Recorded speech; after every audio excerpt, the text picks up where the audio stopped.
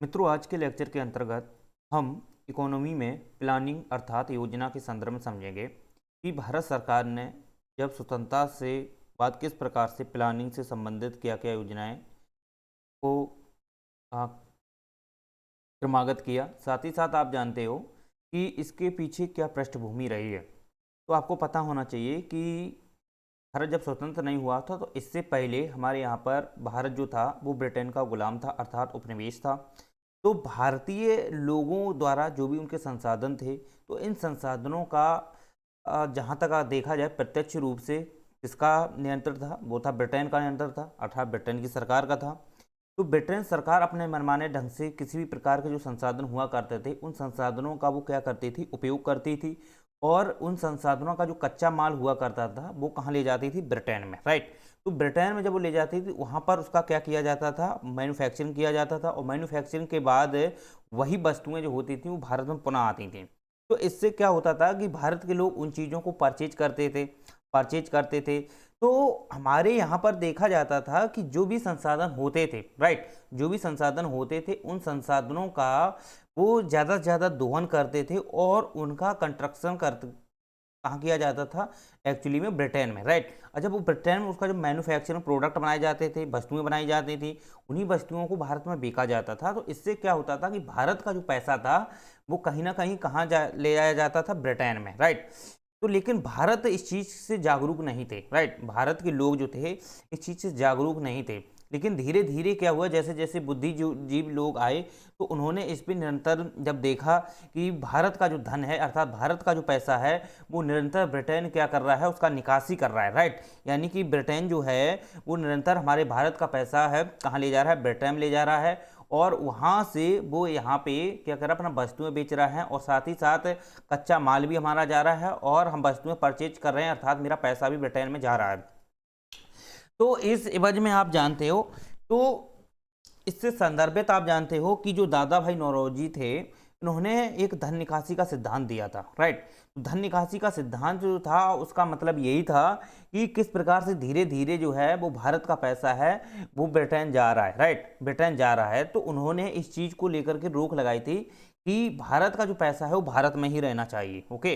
भारत का जो पैसा है वो भारत में ही रहना चाहिए ताकि यहाँ पर जो भी संसाधन है उनका यहाँ पर उद्योग स्थापित किए जाएं। साथ ही साथ भले ही चाहे वो छोटे उद्योग हों, क्यों बड़े उद्योगों की इस प्रकार की कोई निर्माण प्रक्रिया तो थी नहीं। तो छोटे उद्योग थे, उन उद्योगों को जैसे स्थापित किया जाए ताकि यहाँ पर जो भी हमारे संसाधन हैं उन संसाधनों का उपयोग करके हम नए नए प्रोडक्ट बनाएं, मैन्युफैक्चरिंग करें, राइट। और साथ ही साथ हम उन्हीं संसाधनों से क्या करें, प्रोडक्ट बना करके अपने मार्केट सुविधाओं को प्रोवाइड करते हुए हम क्या करें, लोगों को दें, राइट। अब बात ये आती थी, तो यही एक प्रकार से देखा जाए तो हमारे यहाँ पर धन निकासी को नियंत्रित करने के लिए हमारे यहाँ पर एक स्वदेशी आंदोलन हुआ था। तो स्वदेशी आंदोलन में आप जानते हो काफ़ी बुद्धिजीवी लोगों ने समर्थन दिया था, जिसमें आप जानते हैं गोपाल कृष्ण गोखले रहे हैं, दादा भाई नौरोजी रहे हैं और भी गोपाल रनाडे भी रहे हैं। तो इन्होंने क्या किया था, स्वदेशी आंदोलन को क्या समर्थन दिया था। लेकिन आप जानते हो ये स्वदेशी जो आंदोलन था ये एक्चुअली में देखा जाए तो ये नॉर्मल टाइम में रखा था, क्योंकि उस समय देखा जाए तो वामपंथी है और दक्षिण वामपंथी जो लोग थे और देखा जाए तो जो उदारवादी लोग थे इनके बीच में भी देखा जाए तो स्वदेशी आंदोलन को लेकर के भी कई सारी जटिलताएं थी, ओके। लेकिन आप जानते हो जैसे जैसे लोगों में अजीब मतलब कि थोड़ा थोड़ा जागरूकता हुई तो उन्होंने सबने एक साथ मिलकर के इस चीज़ को फोकस किया कि कहीं ना कहीं हमारा जो पैसा है उसको अपने देश में ही रहना चाहिए, देश में ही प्रयोग होना चाहिए। तो इसलिए आप जानते हो इसके सबसे बड़े जो समर्थक प्रणेता रहे हैं वो रहे दादा भाई नौरोजी। तो दादा भाई जो नौरोजी रहे हैं उन्होंने क्या किया था, अपनी एक बुक लिखी थी, उसका नाम था द पावर ऑफ अनवेट्रिस रूल इन इंडिया, राइट। तो द पावर ऑफ अनवेट्रिस रूल इन इंडिया, इसका मतलब ये था कि जो इंडिया है, इंडिया में भारत में ब्रिटेन के एक जो मतलब अनलीगल प्रकार के क्या है, अनवेट्रिस हैं, यानी कि इस प्रकार से कुछ कानूनी है, अवैध हैं, जो भारत में क्या है अपनी पावर क्षमता को बढ़ाए हुए भारत में वो क्या कर रहे हैं, सत्ता को स्थापित करते हुए उन चीज़ों को लागू कर रहे हैं, ओके। तो इस पर कहीं ना कहीं इस पर नियंत्रण किया जाए, इस हेतु उन्होंने क्या किया था, एक धन निकासी का सिद्धांत दिया था, ताकि हमारे यहाँ का जो पैसा है, हमारे यहाँ के जो संसाधन हैं, उसको भारत में ही उपयोग किया जाए, भारत में उसका कंस्ट्रक्शन किया जाए, उसका मैन्युफैक्चरिंग भारत में ही किया जाए, ताकि यहाँ के लोग क्या करें, उसको ले सकें। क्योंकि यहाँ से जैसे यहाँ पे कच्चा माल था, विदेश जाता था, ब्रिटेन में जाता था, तो वहाँ से जो वस्तुएं आती थी भी लोग खरीदते थे। तो दो दो प्रकार से हमें यहाँ पे घाटा हो रहा था। पहले या तो हमारा कच्चा माल भी जा रहा है, दूसरी बात हमारे जो भारत का पैसा है तो वो भी जा रहा है, लेकिन हमें क्या मिल रहा है उसके एवज में, ना हमें रोजगार मिल पा रहा है, ना कुछ मिल पा रहा है। ओके, तो इससे क्या है कि भारत में ज़्यादा से ज़्यादा बेरोजगारी जैसी समस्याएं बढ़ रही थी, कच्चा माल की भी कमी हो रही थी, और आप जानते हो कि हमारे यहाँ पे जो संसाधन थे उनको में भी कमी होती जा रही थी, राइट। लेकिन आप जानते हो केवल एक मैन्युफैक्चरिंग वस्तुओं का हम प्रयोग करते थे, लेकिन आप जानते हो वो भी वस्तुएं जो होती थी महंगी होती थी। ओके, महंगी होती थी। क्यों? हमारे पास इतने पर्याप्त तो पैसा नहीं था, क्योंकि रोजगार तो था ही नहीं। छोटे छोटे रोजगार भी थे, जैसे हथकरघा रोजगार हो, कुछ भी हो, छोटे छोटे रोजगार थे, जैसे बुनाई रोजगार थे। तो इनसे कितना पैसा अब उगा सकते थे? वो बहुत ही कम उगा सकते थे। तो जो भी वस्तुएं खरीदते थे लोग इन्हीं चीज़ों से खरीदते थे, तो ऐसे खरीद लेते थे। दूसरी बात है, हमारे यहाँ पर कृषि प्रधान वाला जो देश था, तो कृषि को लेकर के थोड़ा लोग काम करते थे, कृषि में काम करते थे। वहाँ से जो भी फसल उत्पादन हुआ करता था, तो वो भी आप जानते हो उसका जो मैन्युफैक्चरिंग भी ब्रिटेन करता था। ओके, तो उससे भी सीधा सीधा एक प्रकार से देखा जाए तो नियंत्रण था। तो वो भी आप जानते हो वहाँ पर सीधे सीधे जमींदारों का भी नियंत्रण रहा है। तो हमारे यहाँ पर आर्थिक व्यवस्था को लेकर भी काफ़ी माथापच्ची रही है, आपस में टकराव रहा है। ठीक है, इसी प्रकार आप जानते हो कि हमारे यहाँ पर किसी प्रकार की ऐसी कोई प्लानिंग नहीं थी।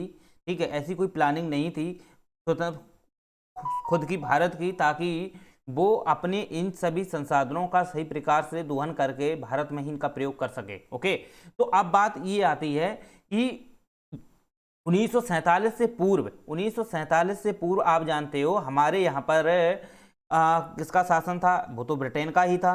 तो ब्रिटेन के समय में ऐसा कोई भी प्रत्यक्ष रूप से कोई ऐसी प्लानिंग नहीं देखने को मिली, लेकिन प्लानिंग तो तैयार हुई थी, लेकिन वो प्लानिंग प्रत्यक्ष रूप से प्रमाणित नहीं हो पाई, इम्प्लीमेंट नहीं हो पाई। इस प्रकार से हम कह सकते हैं कि जो प्लानिंग थी वो प्लानिंग देखा जाए तो वो डीएक्टिवेट रह गई। ठीक है, वो हम कारण बताएंगे क्यों थी, कैसे थे।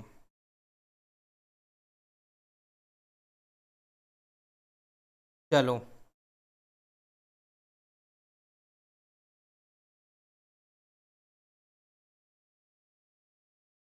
चलिए, तो अब हम बात करेंगे इसमें कि हमारे यहाँ पर देखा जाए प्लानिंग से सिस्टम, तो आपको पता होना चाहिए कि भारत शासन अधिनियम जब 1935 आया था, ओके, तो भारत शासन अधिनियम 1935 के आधार पर ही देखा जाए, उनके आधार पर क्या हुआ था कि केंद्र में द्वैध शासन लागू हुआ था। तो केंद्र में जब द्वैध शासन लागू हुआ, तो केंद्र के साथ साथ आप जानते हो जब वो केंद्र में द्वैध शासन है, राज्य में द्वैध शासन व्यवस्था थी ही, तो आप जानते हो क्या हुआ था कि इसी व्यवस्था को ध्यान में रखते हुए, इसी व्यवस्था को ध्यान में रखते हुए हमारे यहाँ पर क्या हुआ कि प्लानिंग के लिए लोगों ने, कई जो लोग थे अच्छे, मतलब उसमें जवाहरलाल नेहरू रहे हैं, अन्य भी जो कांग्रेस पार्टी रही है, उसने क्या किया था, इस चीज़ को लेकर फोकस किया कि हमारे यहाँ पर भी एक ऐसी नेशनल प्लानिंग होनी चाहिए, ताकि क्या किया जाए कि हम अपने संसाधनों का उपयोग अपने देश में ही कर सकें, राइट।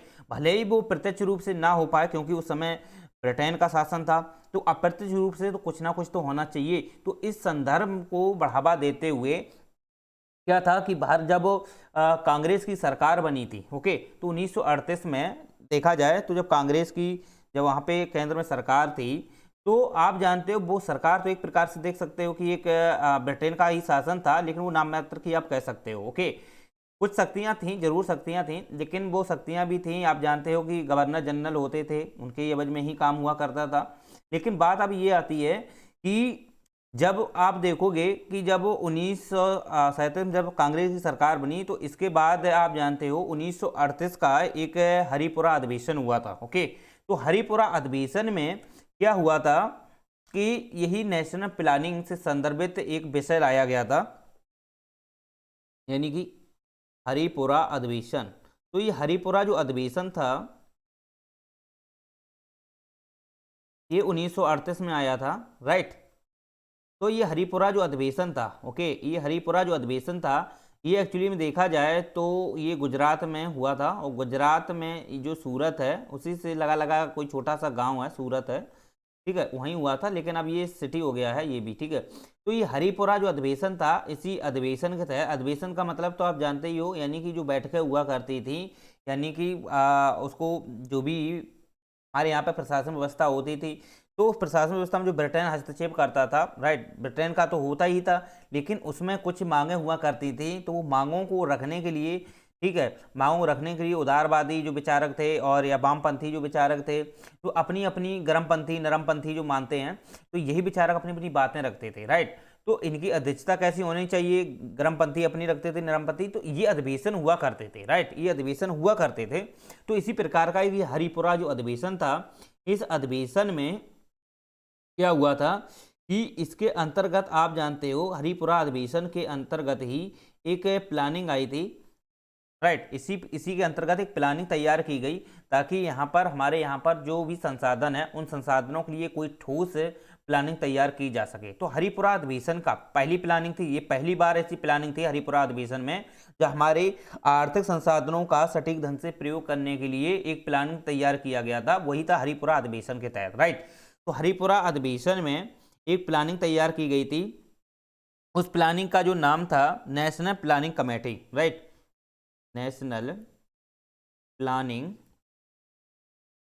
जो कमेटी थी, ओके।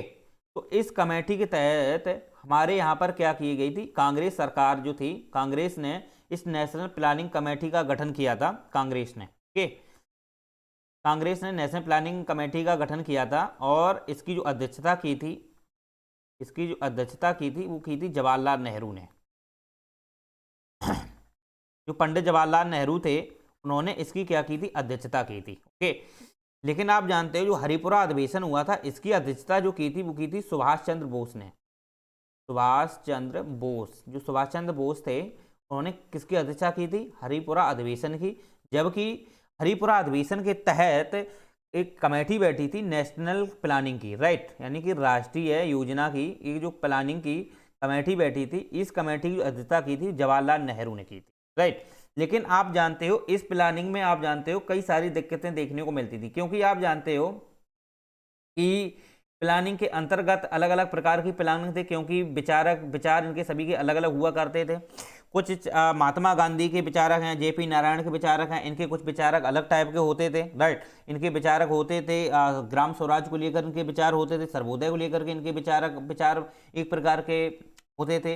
लेकिन आप जानते हो जवाहरलाल नेहरू के जो विचार होते थे, वो विचार होते थे कि छोटे छोटे उद्योगों का बहिष्करण करना और बड़े बड़े उद्योगों को स्थापित करने की बात किया करते थे, राइट। साथ ही साथ आप जानते हो हमारे यहाँ पर उनका कहना यहाँ था कि बड़े बड़े अगर उद्योग स्थापित होते हैं तो निश्चित रूप से आप जानते हो कि इसमें मैन्युफैक्चरिंग जो होगी वो ज़्यादा से ज़्यादा होगी, लोग रोजगार भी होंगे, ठीक है, और आप जानते हो यहाँ से कौशल से संबंधित लोगों का डेवलप होगा, तो इससे क्या है कि जो आर्थिक कमियां हैं उसको भी क्या किया जा सके, पूर्ता किया जा सके, राइट। तो इस संदर्भ के लिए आप जानते हो जवाहरलाल नेहरू काफ़ी समर्थक रहे हैं, जबकि भी महात्मा गांधी इस चीज़ के विरुद्ध थे। महात्मा गांधी ये चाहते थे कि ग्राम स्वराज होना चाहिए, अर्थात ग्राम में हर एक ग्राम अपनी पंचायत होना चाहिए, तो उसमें लोगों के छोटे छोटे उद्योग होने चाहिए, उस उद्योगों के तहत वो क्या करेंगे कि अपनी एक छोटे उद्योगों के तहत वो काम करेंगे, तो वो निश्चित रूप से उसको क्या कर पाएंगे, अपने को स्वयं को डेवलप कर पाएंगे, राइट। उनका ऐसा विचार था, वो हमेशा विकेंद्रीकरण की बात करते थे, राइट। वो किसी प्रकार की संसद है, सरकार है, इसकी बात नहीं किए थे, वो केवल कहते थे ग्राम स्वराज होना चाहिए, देश ऑटोमेटिक डेवलप हो जाएगा, जबकि जवाहरलाल नेहरू इस चीज़ के समर्थक नहीं थे। तो इनके बीच माथापच्ची रही है। तो आप जानते हो कि जो नेशनल प्लानिंग कमेटी थी, राइट, नेशनल प्लानिंग जो कमेटी थी, इस कमेटी का उद्देश्य यही था कि आर्थिक क्षेत्र में एक ऐसी प्लानिंग तैयार की जाए ताकि हमारे देश में जो भी आर्थिक संसाधन है, उन आर्थिक संसाधनों को किस प्रकार से तैयार किया जाए, ओके, उन आर्थिक संसाधनों को किस प्रकार से तैयार किया जाए, उसके लिए कौन कौन से ऐसे कुछ तकनीकें अपनाई जाएं ताकि उनका आर्थिक संसाधनों का सटीक ढंग से मैन्युफैक्चरिंग करके उसको किस प्रकार की मार्केटिंग सुविधा प्रोवाइड की जाए। इस संदर्भ से जुड़ी जो एक विचारधारा थी, अवधारणा थी, वो किस में लाई गई थी, नेशनल प्लानिंग कमेटी के अंतर्गत लाई गई थी। लेकिन बात ये हुई कि इस कमेटी में क्या हुआ कि उस समय देखा जाए तो 1939 में जैसे ही विश्व युद्ध छिड़ गया, राइट, और जैसे ही विश्व युद्ध छिड़ा तो वैसे भी हमारे यहाँ पे देखा जाए तो अब ब्रिटेन की तो सरकार थी ही, तो विश्व युद्ध जैसे ही छिड़ा तो ब्रिटेन ने क्या किया, इनसे मांग की, राइट, इनसे मांग की, भारत से मांग की, भारत की जो हाँ कांग्रेस सरकार थी इससे मांग की कि आप हमारा जो विश्व युद्ध हो रहे हैं इसमें आप शामिल हो जाइए, राइट, इसमें शामिल हो जाइए। जब भारत इस चीज को लेकर समर्थक नहीं थे, जबकि गांधी जो थे इस चीज के समर्थक थे, गांधी जी चाहते थे कि हाँ हमें इस चीज में समर्थन देना चाहिए, गांधी जी चाहते थे कि द्वितीय विश्व युद्ध है ब्रिटेन का समर्थन देना चाहिए, जबकि इस चीज में देखा जाए तो गर्मपंथी जो थे वो नहीं चाहते थे, वो ये चाहते थे कि बिल्कुल आप जड़ से उखाड़ फेंको इनको, क्योंकि युद्ध होने वाला है तो ऐसी समस्या में ब्रिटेन जो है वो अपने आर्थिक संसाधनों से एवं इनकी जो सैन्य क्षमता है उसमें भी वो कहीं ना कहीं कमजोर हो जाएगा, तो इससे क्या है कि हम उन्हें उखाड़ फेंकेंगे, राइट। लेकिन महात्मा गांधी इस चीज को नहीं चाहते, महात्मा गांधी धैर्यपूर्वक बात रखना चाहते थे, वो चाहते थे कि इसमें इनका समर्थन दे दिया जाए तो ये ऑटोमेटिक इस चीज को छोड़ देंगे, लेकिन वो ऐसे मानने वाले नहीं थे। तो इस प्रकार से इस चीज को लेकर के भी इनके बीच में माथापच्ची होती है। अब बात ये आती है कि जैसे 1939 में क्या हुआ, विश्व युद्ध छिड़ा, तो विश्व युद्ध जैसे ही छिड़ा तो आप जानते हो कि इसके बीच में आप जानते हो कि कुछ लोग जो थे जैसे महात्मा गांधी तो वो चाहते थे कि ब्रिटेन का समर्थन किया जाए इसमें, जबकि जवाहरलाल नेहरू हैं और भी गर्मपंथी जो लोग थे वो नहीं चाहते थे, ओके। तो बात ये आती है कि इसमें क्या हुआ कि जब ये गर्मपंथी लोग थे या कुछ इनके जो विरोधी थे ब्रिटेन के तो वो नहीं चाहते थे, तो अब जब उसमें शामिल नहीं किए, राइट, जब शामिल नहीं किए तो ब्रिटेन ने क्या किया, क्योंकि ब्रिटेन की सत्ता थी, ब्रिटेन का पावर था, तो ब्रिटेन ने जबरन इनको भर्ती किया, ओके। जैसे ही जबरन भर्ती किया तो कांग्रेस ने कहा कि भाई हमारी हमारी हमें हमें सरकार दी गई है, हमारी हमारी कांग्रेस सरकार बनी है, तो कांग्रेस ने क्या काम किया, इसने ये सोचा कि ब्रिटेन अपने मनमाने ढंग से काम कर रहा है, ब्रिटेन अपने मनमाने ढंग से काम कर रहा है, राइट। तो कांग्रेस ने क्या काम किया, इसने इस्तीफा दे दिया, राइट, कांग्रेस ने इस्तीफा दे दिया। तो जैसे ही इस्तीफा दिया तो ये नेशनल प्लानिंग कमेटी थी ये एक प्रकार की औपचारिकता पूर्ण रह गई, इसका कोई औचित्य रहा ही नहीं, बिल्कुल एक प्रकार से ये निष्कर्षण हो गई, मतलब एक प्रकार के निदान एक प्रकार से समझ लीजिए, राइट। तो फिर इसका एक नेशनल प्लानिंग की केवल विचार रहा, केवल एक मन में विचार था कि हमें ऐसा होना चाहिए, लेकिन ये प्रत्यक्ष रूप से हमारे व्यवस्था में, हमारी अर्थव्यवस्था में देखने को नहीं मिलती है, राइट। लेकिन शुरुआत जरूर यहाँ से हुई थी, समझ में आया। तो नेशनल प्लानिंग कैसे क्या स्टार्ट हुई आपने समझ लिया, ओके। चलिए, तो उम्मीद करते हैं नेशनल प्लानिंग जो कमेटी थी वो आपको समझ में आ गई होगी। इसके बाद आप जानते हो क्या होता है कि क्या होता है,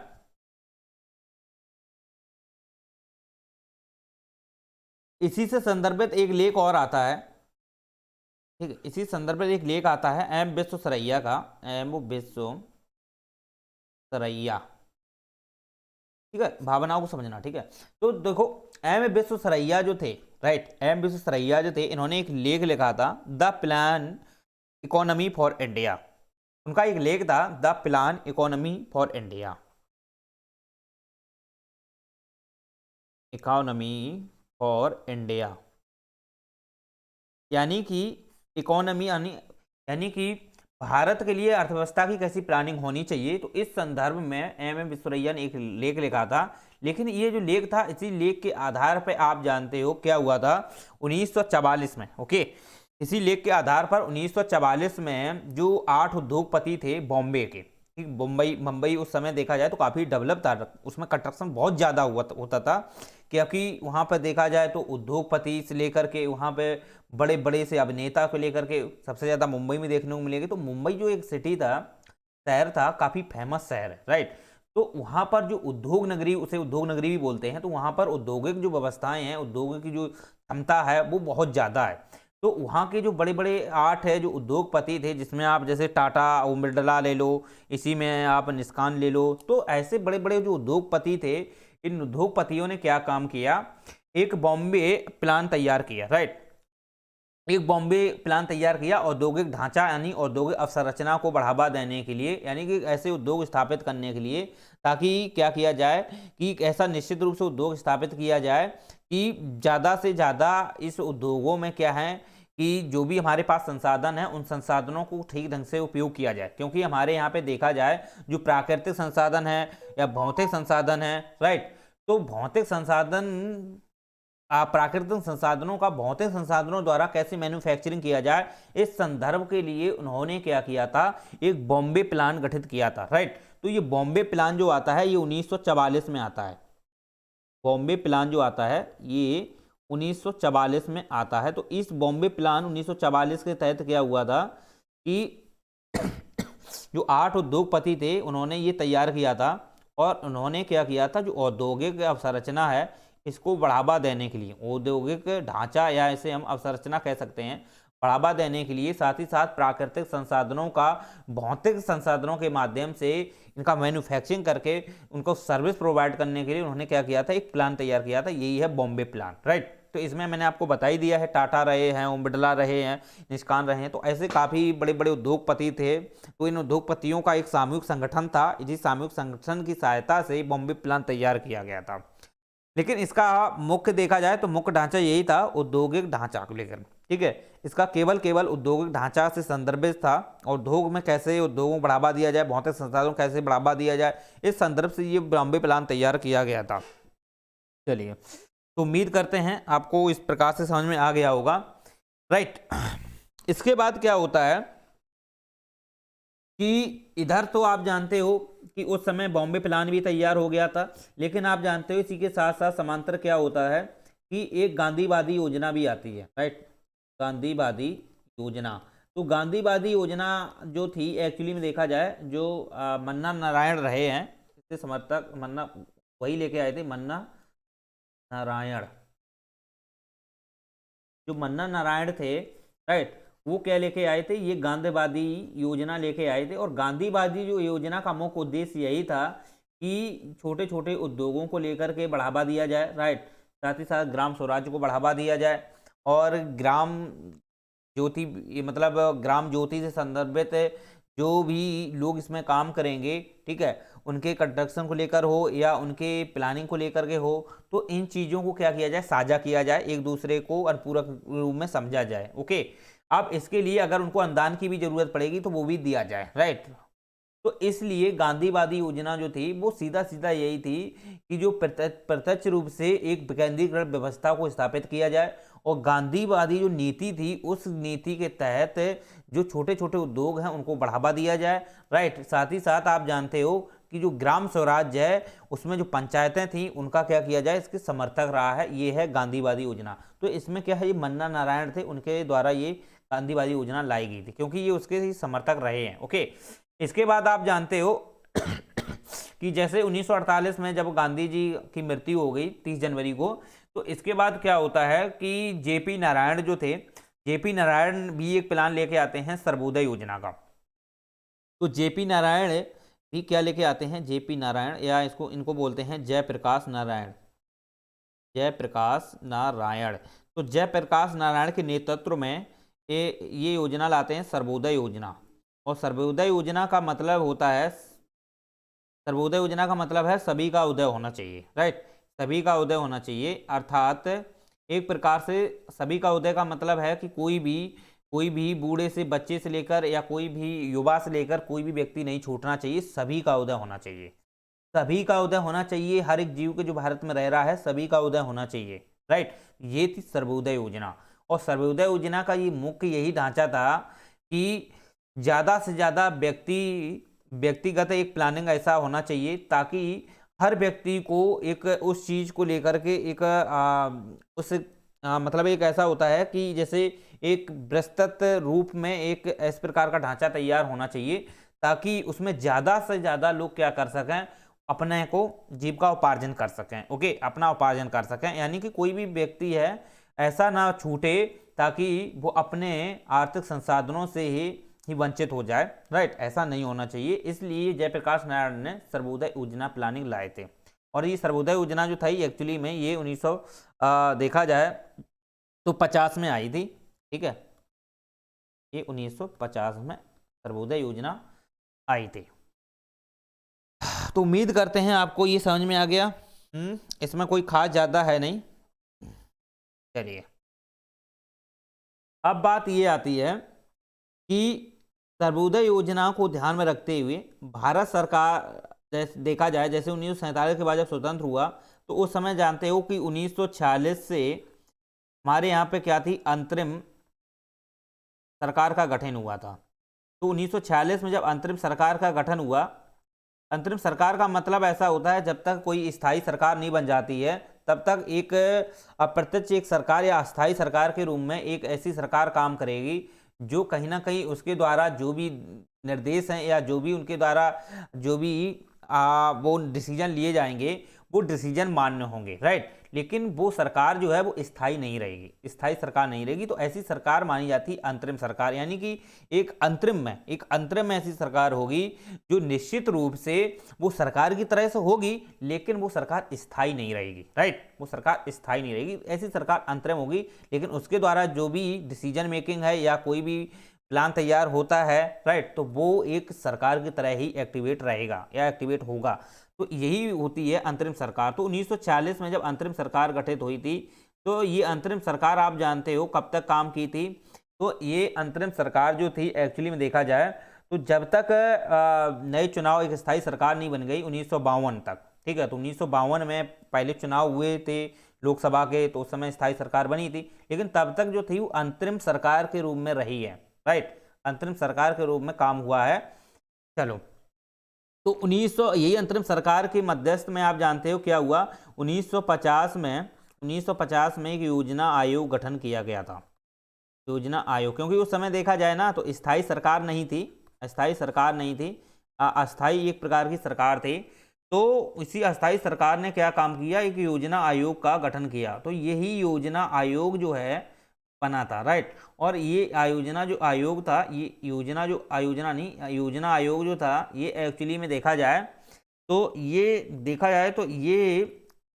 तो प्रत्यक्ष रूप से हमारे यहाँ पर देखने को मिलता है। इससे पहले अगर ये पूरा देखा जाए ना ये विवरण, तो ये एक्चुअली में प्लानिंग को लेकर के एक विचार रही है, एक मध्यस्थता का विचार रहा है, राइट। प्रत्यक्ष रूप से प्रमाणित नहीं देखने को मिलता है, 1950 में योजना आयोग ही देखने को मिलता है। इससे पहले केवल एक मन के विचार रही हैं, भावनाएं रही हैं, धारणाएं रही हैं, ठीक है, समाज को दिखाने के लिए, लोगों को जागरूक करने के लिए कि हम ऐसा ऐसा करेंगे, लेकिन कर नहीं पाए ना, दिक्कत ये थी। कर कब पाए हैं, योजना आयोग किस टाइम पे, ठीक है। तो 1950 में जब योजना आयोग बना तो यही योजना आयोग देखा जाए एक्चुअली में इसने क्या किया, काम किया, हमारे यहाँ पर जो आयोग की जो प्लानिंग थी उसको तैयार किया, राइट। प्लानिंग से संबंधित इसने क्या किए, अलग अलग विषय तैयार किए और उसने सबसे पहले आर्थिक संसाधनों पर फोकस किया कि आर्थिक संसाधन किन किन क्षेत्रों में सबसे ज़्यादा है। तो उस आधार पर उन्होंने प्लानिंग करना तैयार कर दिया। तो यही बात आती है कि जैसे आप जानते हो प्राकृतिक संसाधन है, तो प्राकृतिक संसाधनों पर सबसे ज़्यादा फोकस किया था योजना आयोग ने। क्या किया, प्राकृतिक संसाधनों, आप जानते हो कृषि क्षेत्र को बढ़ावा सबसे ज़्यादा दिया गया था, क्योंकि हमारे यहाँ पर कृषि को लेकर के सबसे बड़ी समस्या जटिल खड़ी हुई थी। क्योंकि यहाँ पर देखा जाए तो जितना भी पहले से ही जमींदारी व्यवस्था थी, तो जमींदारी उन्मूलन के लिए भी सरकार ने बहुत सारे प्रयास किए थे, राइट, बहुत सारी योजनाएं चलाई जमींदार उन्मूलन के लिए, राइट। तो अब बात जैसे चकबंदी, हदबंदी, बहुत सारी योजनाएं थी, ठीक है, तो चलाई। तो इसको लेकर के क्या हुआ कि ज़्यादा से ज़्यादा कृषि को बढ़ावा दिया जाए, और जिनके पास ज़्यादा से ज़्यादा ज़मीन को जो क्या किए है, अपने कब्जे में किए है, उसका भी हस्तांतरण किया जाए, राइट। तो इस संदर्भ से जुड़े उन्होंने योजना आयोग की एक अवधारणा रही है। तो योजना आयोग ने यही फोकस किया कि हमें ऐसे क्षेत्रों को पहले देखना है जहाँ पे ज़्यादा से ज़्यादा हम संसाधनों को जुटा सकें। तो सरकार ने या योजना आयोग ने ये प्लान किया कि हाँ, देखते हैं कि किस क्षेत्र विशेष में सबसे ज़्यादा हमारे पास संसाधन उपलब्ध हैं। तो संसाधन उपलब्धियाँ में उन्होंने क्या किया कि कृषि क्षेत्र को देखा, तो कृषि जो क्षेत्र है उसको जब उसने फोकस किया तो उन्होंने देखा कि हाँ, कृषि जो है काफ़ी एक अच्छा एक विस्तृत है हमारे यहाँ पर, ठीक है, लेकिन कृषि को लेकर के भी बहुत सारी समस्या थी, भुखमरी जैसी समस्या थी। तो उस समस्या को कैसे निस्तारण किया जाए, तो इस संदर्भ से उन्होंने क्या किया, सीधे योजना आयोग ने एक प्लानिंग तैयार की और उस प्लानिंग के तहत उसने छोटी छोटी योजनाओं को भी डेवलप करना प्रारंभ किया, राइट। एकदम उन्होंने बड़ी योजनाओं को नहीं किया, लेकिन वो सोचते थे कि बड़ी योजना भी होनी चाहिए, लेकिन योजना आयोग ने छोटी छोटी योजनाओं पर भी बल दिया, बड़ी बड़ी योजनाओं पर भी बल दिया। लेकिन आप जानते हो तो पहली जो योजना थी वो सबसे ज्यादा कृषि को लेकर की, दूसरी तो उद्योग को लेकर के थी, और तीसरी जो कृषि उद्योग दोनों को लेकर के थी। ओके, तो ये हम आपको आगे बता देंगे, कोई दिक्कत नहीं है उसमें। यही योजना आयोग जो था, यही योजना देखा जाए तो वर्तमान में यही योजना जो आयोग है, अब ये नीति आयोग है, राइट। ये नीति आयोग है, ये क्या है, नीति आयोग है। ये 2015 में आ गया था नीति आयोग, और नीति आयोग का मतलब है NITI, ठीक है, national institute for transforming India, right. इसका फुल फॉर्म अगर लिखना चाहो लिख सकते हो, national institute for transforming India. Okay, तो ये इसका क्या है, स्टैंड फॉर है, अर्थात फुल फॉर्म है। अब बात ये आती है कि नीति आयोग लाने का क्या कारण था, तो इसका रीजन तो आप जानते ही हो कि हमारे यहाँ पर जो योजना आयोग था, ये भी देखा जाए ना तो ये काफ़ी पुराना हो चुका था, ओल्ड हो चुका था, क्योंकि ये 1950 में आया था। ओके, तो जब 1950 से देखा जाए तो ये 50, 60, 65 साल पुराना ये योजना आयोग था। तो मोदी सरकार ने यही जो नरेंद्र मोदी की जब सरकार आई तो उस सरकार में ये नीति आयोग को क्या किया गया था, लाया गया था, राइट। लेकिन आप जानते हो ये भी जो योजना आयोग है ना, ये कोई एक संवैधानिक आयोग नहीं है, राइट। ये कोई नहीं संवैधानिक आयोग है, ये एक प्रशासकीय था, क्योंकि उस समय देखा जाए तो एक कमेटी ऐसी तैयार होती है, उस कमेटी के माध्यम से उसमें देखा जाए जो सदस्य होते थे, जैसे इसके अंतर्गत अगर आप देखोगे ना तो प्रधानमंत्री इसके अध्यक्ष होते थे, प्रधानमंत्री इसका अध्यक्ष होते थे, और प्रधानमंत्री द्वारा चुने ही एक इसका उपाध्यक्ष होता था, राइट। प्लस में इसके जो परिषद होती थी, मंत्रिमंडल, उसके जो कैबिनेट सदस्य होते थे वो शामिल हुआ करते थे, कैबिनेट मंत्री। लेकिन कैबिनेट मंत्री ही केवल होते थे इसमें, जैसे राज प्रभारी, उप मंत्री ये शामिल नहीं होते थे, केवल कैबिनेट मंत्री शामिल होते थे, प्रधानमंत्री शामिल होते थे अध्यक्ष के रूप में, और उपाध्यक्ष होते थे, राइट।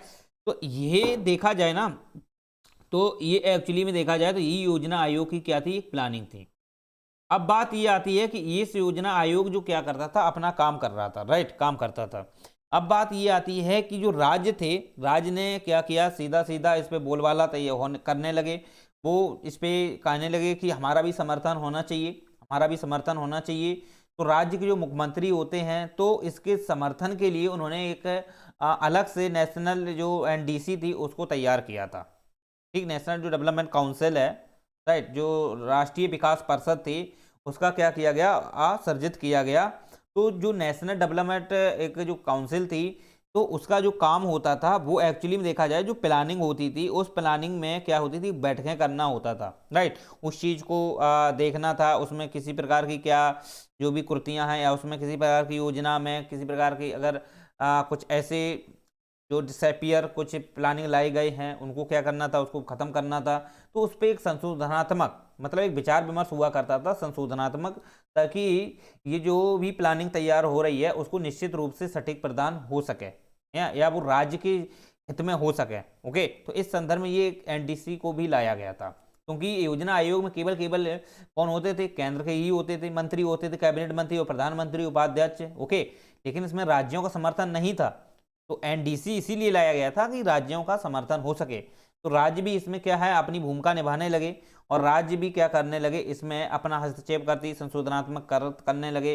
लेकिन आप जानते हो NDC का जो काम था, केवल वो क्या कर सकता था, इस पर विचार विमर्श कर सकता था, संशोधनात्मक काम कर सकता था, केवल ठीक इतना कर सकता था, लेकिन लागू नहीं कर सकता था, राइट।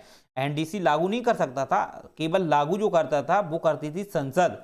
तो आप हमेशा याद रखना, इसकी जो योजना आयोग की जो प्लानिंग होती थी, इस पर NDC क्या करता था, विचार विमर्श करता था, इस पर देख रेख करता था, समझता था उस चीज़ को क्या सही है क्या गलत है, अनुचित उचित अनुचित और उचित चीज, अनुचित और उचित जो भी उसमें जो फैक्ट रखे गए हैं उसको संशोधनात्मक काम करता था, लेकिन इसे लागू नहीं कर पाता था। लागू कौन करती थी, वो करती थी योजना प्लानिंग को संसद।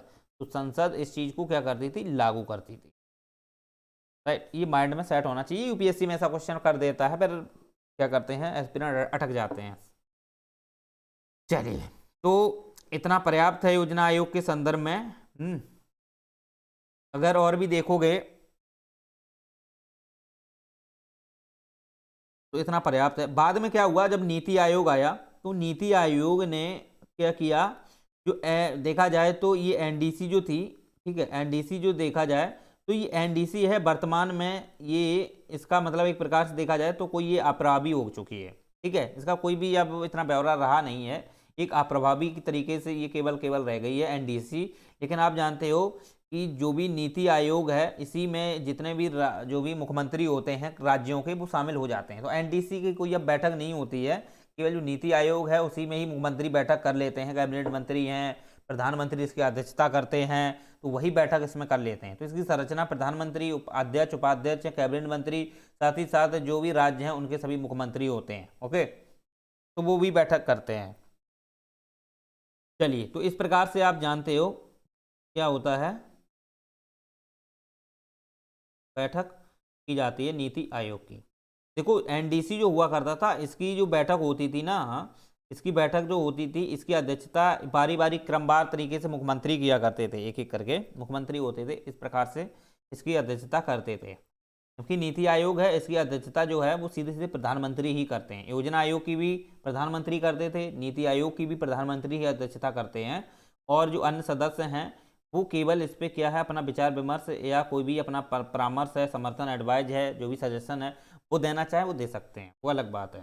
चलो, तो किस प्रकार से नीति आयोग आया वो आपने समझ लिया, क्योंकि ये ओल्ड हो गया था, इसकी जो प्रासंगिकता थी वो भी कम, धीरे धीरे कम होती गई, राइट।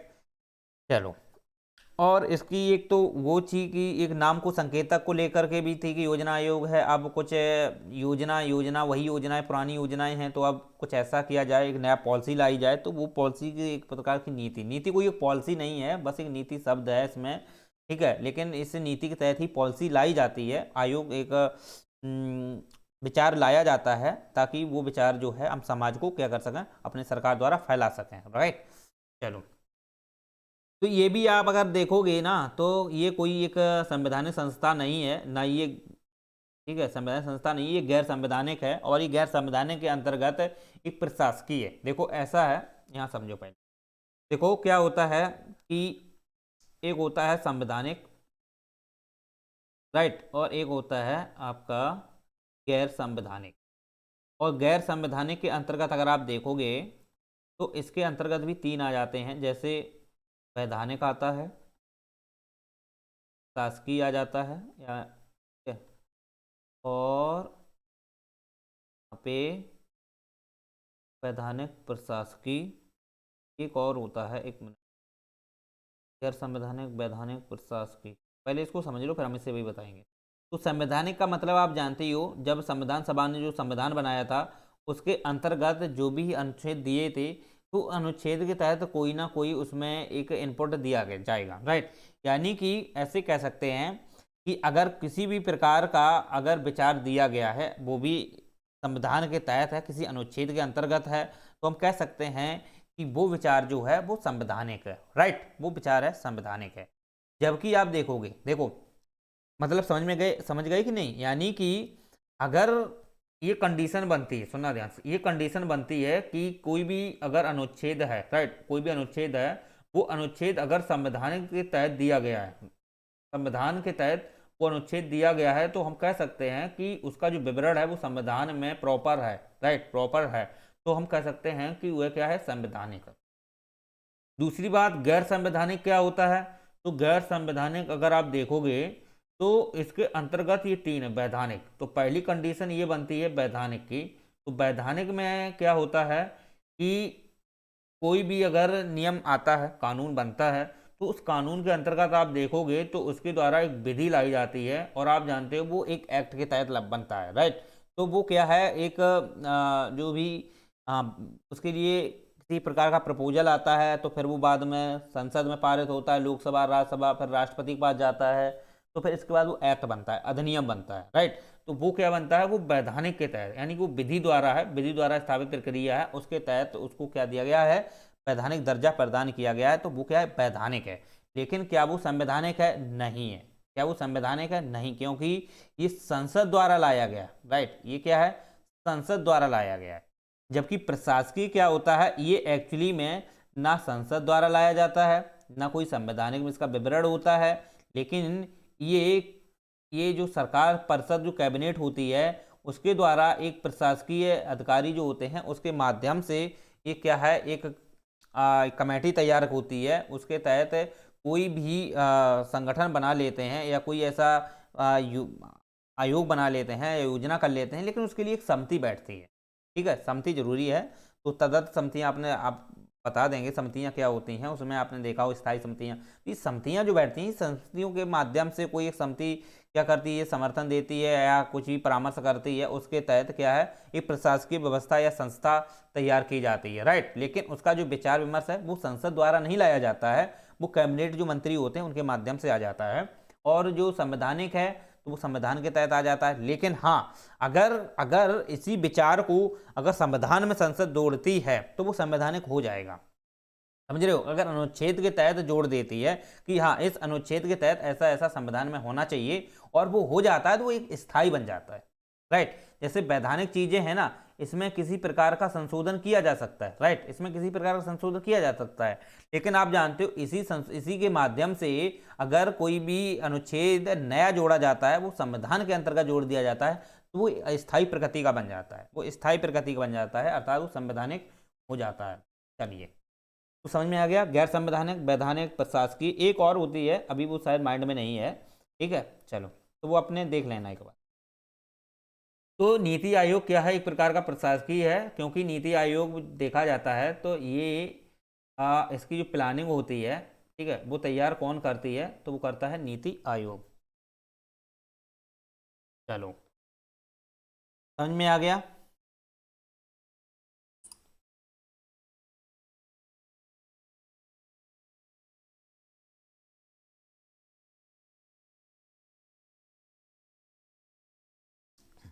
अब हम बात करते हैं कि जो योजना आयोग था, ठीक है, योजना आयोग था, तो इसकी शुरुआती कैसी प्लानिंग रही है, क्योंकि कोई ऐसा प्रारूप होना चाहिए ताकि हम कोई भी प्लानिंग बना रहे हैं तो वो प्लानिंग किस आधार बेस पर होना चाहिए। राइट, क्योंकि अगर हम तैयार करते हैं प्लानिंग, किसी क्षेत्र विशेष में हम कोई प्लानिंग तैयार कर रहे हैं, वो प्लानिंग किस आधार पर होनी चाहिए, किस बेसिस पर होनी चाहिए। ऐसा नहीं है कि हम कोई भी प्लानिंग कर लिए, अब वो प्लानिंग के तहत हमने क्या किया है, पैसा भी खर्च किया है, राइट, वो प्लानिंग सक्सेस ना हुई तो हम ऐसा भी तो देखना होता है कि हम जिस क्षेत्र प्लानिंग तैयार कर रहे हैं तो उसको टाइम पीरियड कैसा होना चाहिए। हाँ, उस टाइम पीरियड के अंतर्गत वो लागू होती है कि नहीं, उससे बेनिफिट मिलता है कि नहीं, ये भी चीज़ें देखनी पड़ती हैं। ऐसा नहीं है कि गवर्नमेंट ने कर दी लो 5 साल की प्लानिंग, ठीक, 5 साल की प्लानिंग चलेगी, अब वो प्लानिंग थी 1 साल की, आपने 5 साल की कर दी, तो वो कैसे रेगुलेट हो पाएगी भाई। 1 साल तक तो हो जाएगी, इसके बाद 4 साल खराब जाएगी, तो इसका जो पैसा खर्च होगा ना, तो गवर्नमेंट चीज़ का एकदम ऐसा नहीं है कि अपने मनमाने ढंग से जैसा कर ले, उसके लिए भी कमेटी बैठती है, और कमेटी समिति बैठती है, उसके माध्यम से क्या होता है, एक परिषद होती है। राइट, तो उस माध्यम से तब प्लानिंग तैयार होती है। तो आप जानते हो योजना आयोग जो था, इसी ने एक अपनी प्लानिंग तैयार की थी, वो किया था क्या, योजना प्रारूप। ठीक, यानी कि योजना को किस प्रकार से क्रियान्वित किया जाए, अर्थात प्रशासन व्यवस्था के माध्यम से कैसे रेगुलेट किया जाए, इस संदर्भ से जुड़े जो भी डाटा संबंधी आंकड़े थे उसको जुटाने का इसने प्रयास किया, और प्रयास करने के बाद कई अलग अलग इसने आधार बांटे। राइट, अलग अलग आधार बांटे, तो उन आधार के बेसिस पर इसने सोचा कि कुछ ऐसी प्लानिंग भी किया जाए जो निम्न अवधि की हो, कुछ ऐसी प्लानिंग की जाए कुछ मध्यम अवधि की हो, कुछ ऐसी हो दीर्घ अवधि की हो, और कुछ ऐसी भी प्लानिंग होनी चाहिए जो अनवरत धीरे धीरे चलती रहे। राइट, तो इन प्लानिंग को ध्यान में रखते हुए योजना आयोग ने एक प्रारूप ड्राफ्ट तैयार किया, अर्थात ड्राफ्ट तैयार किया, और इस ड्राफ्ट में उसने क्या काम किया, अलग अलग प्रकार से टाइप बांटे, किसके, योजना प्रारूप के अलग अलग टाइप बांटे, और इसके अंतर्गत आप जानते हो कौन कौन से टाइप थे, थोड़ा लिख लो। पहला जो टाइप था योजना टाइप, यानी योजना प्रारूप के अंतर्गत पहला जो था निम्न अवधि योजना, निम्न अवधि योजना। तो ये निम्न अवधि योजना जो थी पहली थी, तो ये एक प्रकार की वार्षिक योजनाएं थी। ठीक, अब वार्षिक योजनाएं जैसे आप जानते हैं बहुत छोटी छोटी योजनाएं होती हैं, एक एक साल की, यानी वार्षिक का मतलब है 1 साल की योजना, और ये 1 साल में अपना काम पूरा करके ये क्या हो जाती, समाप्त हो जाती। तो इसने क्या काम किया, निम्न अवधि की भी योजनाओं पर फोकस किया, निम्न अवधि की भी योजनाओं पर इसने क्या किया, फोकस किया। दूसरी योजना क्या आती है, वो आती है मध्यम अवधि की। तो मध्यम अवधि की जो योजनाएं थी ये लंबे समय तक चलती रहीं, ठीक है। 2017 तक ये 12 जो 12वीं पंचवर्षीय योजना थी वहां तक इसने काम किया। मध्यम अवधि की योजना थी, इसे बोलते हैं पंचवर्षीय योजनाएं, पंचवर्षीय योजनाएं, राइट। यही हम आगे थोड़ा डिस्कस करेंगे इस पे। लेकिन मध्यम अवधि की ये 5 से 15 वर्ष तक के बीच की होती थी, राइट। तो इसमें पंचवर्षीय योजनाएं को हम शामिल कर लेते हैं। तीसरी जो थी वो थी दीर्घ अवधि योजना। तो दीर्घ अवधि आप जानते हो 20 साल से लेकर 25-40 इस प्रकार की अवधि योजनाएं होती थी, जो मतलब ये एक प्रकार की इसकी प्लानिंग थी। फिर इसी के आधार पर इसने अलग अलग अपनी योजनाओं को क्रियान्वित किया था। चौथी थी अनवरत, यानी कि कुछ ऐसी भी योजनाएं होनी चाहिए जो अनवरत हो, मतलब कि निरंतर वो चलती रहें, अनवरत होती रहें। तो ऐसी भी कुछ इसने योजनाओं को क्या किया था, सृजित किया था, अनवरत अवधि की योजनाएं, राइट। चलो दीर्घ अवधि की तो आपने समझ गए 20 से प्लस होनी चाहिए, ठीक है। ये तो अनवरत वाली इनकी कोई एक टाइम पीरियड नहीं होता था, इनका कोई भी टाइम नहीं होता था, राइट। ये भी समझ में आना चाहिए। तो यही जो 4 प्रकार से जो टाइप रखे थे, यही योजना आयोग ने अपना एक ड्राफ्ट तैयार किया था कि हमें अपने देश में अलग अलग विशेष क्षेत्रों में किस प्रकार की योजनाओं को क्रियान्वित करना चाहिए। तो उससे संदर्भ में इसने 4 क्या दिए थे, ड्राफ्ट तैयार किए थे। ड्राफ्ट के अंतर्गत 4 ये प्रयोजन दिए थे। इसमें निम्न अवधि की योजना वो वार्षिक होती थी, मध्यम अवधि का योजना अर्थात 5 से 15 वर्ष की होती थी, पंचवर्षीय योजनाएं जिसमें हम शामिल करते हैं। तीसरी होती थी दीर्घ अवधि की योजनाएं अर्थात 5 से 15 वर्ष की, ठीक है। तो ये 5 से 15 वर्ष की योजनाएं जो 20 से प्लस योजनाएं हैं, ये लंबी योजनाएं होती थी, जैसे नदी जोड़ो परियोजनाएं। तो ये 1 साल 2 साल का काम नहीं, लंबे टाइम तक ये काम चलता है। बांध परियोजनाएं हैं, ठीक है, ये भी आपने देखे हो। अब जैसे कृषि क्षेत्र से परियोजनाएं होती थी, पंचवर्षीय परियोजनाएं होती थी, राइट। वार्षिक परियोजनाएं जो होती थी वो बड़े बड़े छोटे छोटे जो उद्योग होते थे उनके लिए हो जाती थी। और साथ ही साथ आप जानते हो कि कुछ कृषि क्षेत्र में और भी छोटे कुटीर कुटीर जो उद्योग होते थे उनमें हो जाती थी। ये वार्षिक योजनाएं थी। पंचवर्षीय योजनाएं कृषि क्षेत्र में बहुत सारी जो है उद्योग, बड़े बड़े उद्योग होते थे उनके लिए थी। जबकि दीर्घ पंचवर्षीय योजनाएं होती थी ये बड़े बड़े बांधों के लिए, नदी जोड़ो परियोजनाएं, ठीक है। तो इस प्रकार की जो परियोजनाएं थी उनको शामिल करते रहते हैं। तो इस आधार पर आप जानते हो यही योजना आयोग ने क्या किया था, पूरा पूरा अपना एक प्रारूप तैयार किया और इसी प्रारूप में अलग अलग बांट कर उसने क्या किया, अवधियों के माध्यम से योजनाओं को तैयार किया। और इन्हीं बेसिस पर आप जानते हो हमारे यहाँ पर 12 पंचवर्षीय योजनाएं चली थी। कुछ निम्न अवधि की भी योजनाएं चली, दीर्घ अवधि की भी चली। वर्तमान में देखोगे ना तो वर्तमान में दीर्घ अवधि की योजनाएं अभी भी चलती हैं, लेकिन पंचवर्षीय योजनाएं अब फिलहाल शायद नहीं देखने को मिलती हैं, लेकिन दीर्घ अवधि की योजनाएं अभी भी रेगुलेट होती हैं। वार्षिक योजनाएं भी चल जाती हैं, लेकिन पंचवर्षीय योजनाएं नहीं देखने को मिल रही हैं। ओके, चलो 2017 तक तो पंचवर्षीय योजनाएं चली, इसके बाद इनकी स्थिति जो है वो दयनीय हो गई। चलिए तो हम नेक्स्ट के लेक्चर में इन पंचवर्षीय योजनाओं को समझने का प्रयास करेंगे। प्रथम पंचवर्षीय योजनाएं कब से कब चली, इसमें क्या क्या था, कृषि को कैसे बढ़ावा दिया गया था, कृषि में जमींदारी उन्मूलन को लेकर के, ठीक, कृषि में औद्योगिक क्षेत्र उत्पादन को लेकर के, राइट। और इससे संबंधित जो भी संस्थात्मक जो भी संस्थाएं बनाई गई उनका क्या आधार रहा है, किस प्रकार से उन्होंने काम करना प्रारंभ किया, धीरे धीरे उत्पादन को कैसे बढ़ावा दिया गया, राइट। फिर आप जानते हो धीरे धीरे उद्योग फिर आ गए। तो दूसरी पंचवर्षीय उद्योग को लेकर के थी, राइट, उसमें बड़े बड़े उद्योगों को बढ़ावा दिया गया था। तीसरी आती है कृषि उद्योग, दोनों को लेकर मिक्स थी।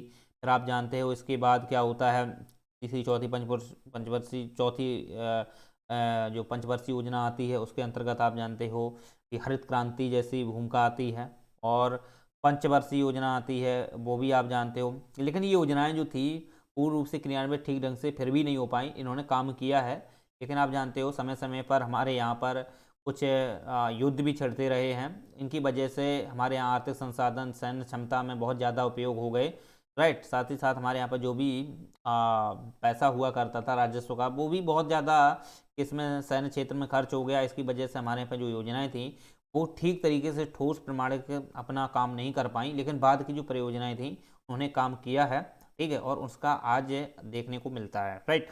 चलिए, तो कल की बात हम करेंगे इस पे क्या क्या योजनाएं थी। चलो, अगर लेक्चर आपको अच्छा लगा है तो लाइक शेयर सब्सक्राइब जरूर कर लीजिए, और डिस्क्रिप्शन बॉक्स में जाकर के टेलीग्राम को भी ज्वाइन कर लीजिए। कोई दिक्कत अगर आती है तो वहाँ पर आप डिस्क्रिप्शन बॉक्स में जब टेलीग्राम को ज्वाइन करोगे, वहाँ पे अपने जो भी विचार हैं आप अपने रखिए, ठीक है, वहाँ पे हम आपको रिप्लाई जरूर देंगे। चलो, थैंक यू।